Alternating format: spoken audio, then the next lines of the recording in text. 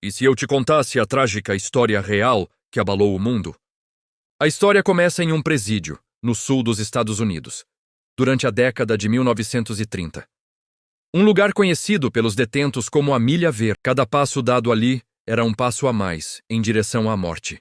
Era o último caminho que um homem faria em sua vida. O responsável por manter a ordem naquele corredor era Paul Edgecombe, o chefe dos guardas. Um homem conhecido por sua postura firme, mas também por sua humanidade. Paul acreditava que, mesmo naquele lugar onde a vida parecia ter perdido completamente o seu valor, ainda era possível agir com um mínimo de dignidade. Afinal, eram seres humanos ali. Ele e seus colegas, Brutus, Dean e Harry, tentavam tratar os prisioneiros com respeito, dentro do possível, mas tudo muda no dia em que chega um novo prisioneiro, John Coffey, um homem gigantesco, com mais de 2 metros de altura e uma força descomunal, condenado pelo crime mais hediondo que se pode imaginar: o assassinato brutal de 2 meninas. A aparência dele era assustadora, e a acusação que pesava sobre seus ombros parecia confirmar a imagem de um monstro sem coração. No entanto, apesar do seu tamanho e da acusação, algo em John Coffey simplesmente não combinava com a imagem de um criminoso frio e calculista. Ao chegar, ele demonstrava um medo profundo, uma sensibilidade quase infantil e uma inocência que deixava os guardas perplexos. Ele tinha medo do escuro, chorava com facilidade e parecia carregar uma dor que ia muito além da sua própria situação na prisão. Os guardas, acostumados a lidar com todo tipo de criminoso, logo perceberam que aquele homem não se comporta como alguém capaz de tamanha violência. Ele não tinha a malícia, a agressividade ou a frieza que eles esperavam. Pelo contrário, sua presença trazia uma estranha calma ao corredor, como se ele fosse uma força da natureza incompreendida. Enquanto isso, a Milha Verde também abriga outros personagens marcantes.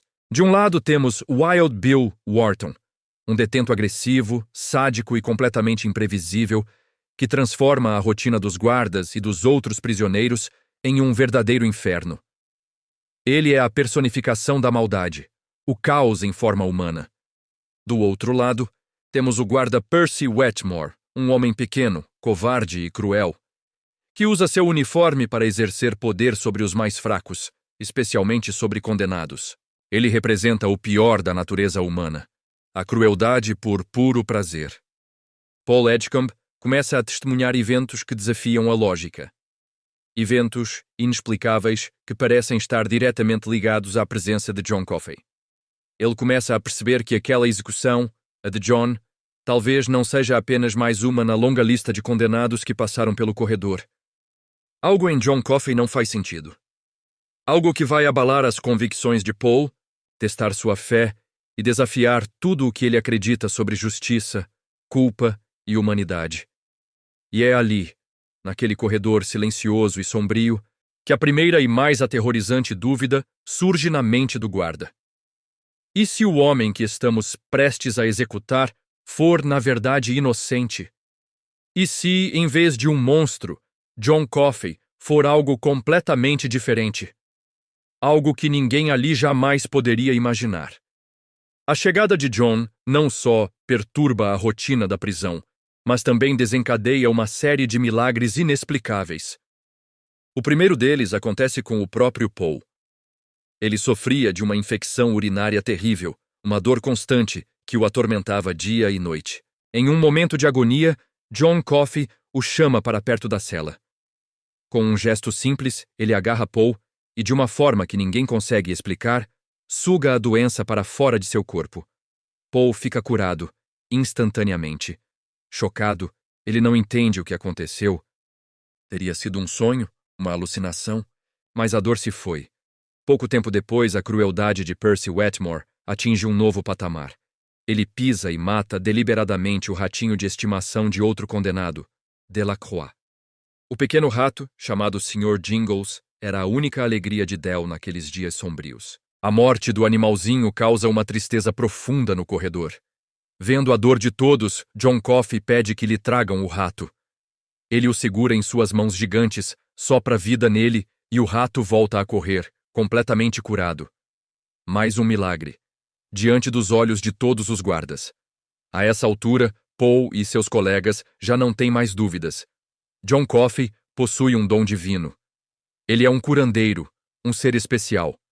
Como um homem com esse poder, com essa bondade no olhar, poderia ter cometido um crime tão terrível? A dúvida se transforma em uma certeza dolorosa. Eles estão com um homem inocente no corredor da morte. A situação se complica ainda mais quando Melinda Morse, a esposa do diretor da prisão, os médicos já a desenganaram. Desesperado, Paul decide arriscar tudo. Ela estava em estado terminal de câncer. Em estado terminal. Os médicos já a desenganaram. Desesperado, Paul decide arriscar tudo. Ele e os outros guardas planejam uma operação secreta e perigosa. Tirar John Coffey da prisão e levá-lo até a casa do diretor para tentar curar Melinda. Sob o manto da noite, eles dopam o sádico Wild Bill e trancam o odioso Percy em uma camisa de força, confinando-o na solitária. A jornada é tensa. Qualquer erro pode custar seus empregos e sua liberdade. Mas a fé que eles depositam em John é maior do que o medo. Ao chegar à casa, John se aproxima de Melinda, que está em seus últimos momentos, e realiza mais um milagre. Ele absorve o tumor, a doença, para dentro de si, salvando a vida da mulher. Porém, desta vez, algo é diferente. Ao contrário das outras curas, John não consegue expelir o mal que absorveu. Ele o mantém dentro de si, sofrendo em silêncio. Ao retornarem para a Milha Verde, a energia sombria que ele carrega finalmente encontra um destino. John agarra o guarda Percy Wetmore e transfere para ele toda a doença e a maldade que absorveu de Melinda e que sentia no mundo. O efeito é imediato e devastador. Percy, agora possuído por essa energia maligna, caminha em transe até a cela de Wild Bill Wharton, saca seu revólver e o executa com vários tiros a queima-roupa. Em seguida, Percy entra em um estado catatônico permanente, sendo internado em um hospício pelo resto de seus dias. Nesse momento, a verdade final é revelada. John Coffey mostra a Paul, através de um toque, o que realmente aconteceu na noite do assassinato das meninas. Foi Wild Bill o verdadeiro culpado. John chegou ao local e encontrou as meninas já sem vida. Ele tentou usar seu dom para salvá-las, para colocar de volta o que Bill havia tirado, mas já era tarde demais. Quando o encontraram com os corpos nos braços, chorando, a conclusão foi óbvia e terrivelmente errada. Paul Edgecombe fica devastado. Ele e seus colegas agora sabem, sem sombra de dúvida, que estão prestes a executar um homem inocente, um milagre de Deus. Eles se oferecem para abrir a porta da cela e deixá-lo fugir, mas John recusa. Ele está cansado. Cansado da dor que sente no mundo, da maldade que as pessoas fazem umas às outras, todos os dias. Ele vê sua execução não como um fim, mas como uma libertação dessa dor constante. Com o coração partido, Paul e os guardas se preparam para o ato mais difícil de suas vidas. Eles cumprem o último desejo de John, assistir a um filme, um show de luzes pela primeira vez. Na hora da execução, eles não colocam o capuz preto em seu rosto, pois John tinha medo do escuro. E assim, em uma das cenas mais emocionantes e trágicas da história do cinema, John Coffey é executado. Um homem bom, um milagre, morto pela ignorância e pela falha do sistema. Paul Edgecombe vive por muitos e muitos anos depois disso, chegando a mais de 100 anos de idade. Ele percebe que o toque de John não só o curou, mas também lhe deu uma vida anormalmente longa. Ele é condenado a viver e ver todos que ama partirem, um por um.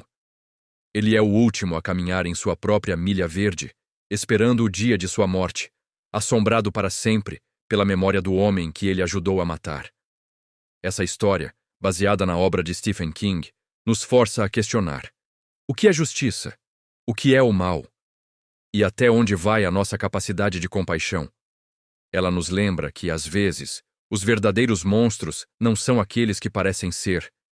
Até o próximo vídeo, não se esqueça de deixar seu comentário e seu like.